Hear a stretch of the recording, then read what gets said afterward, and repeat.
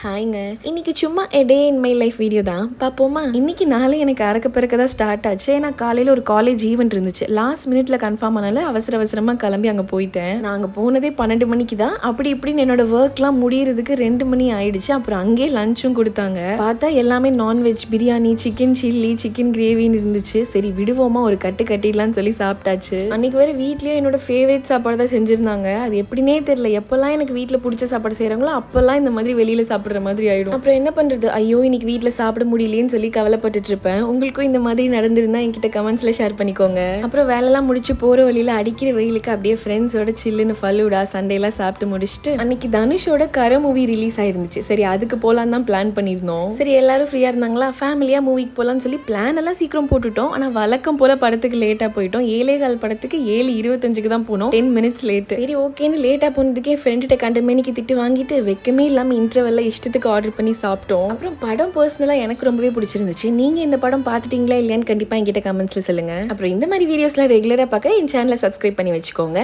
பாய்.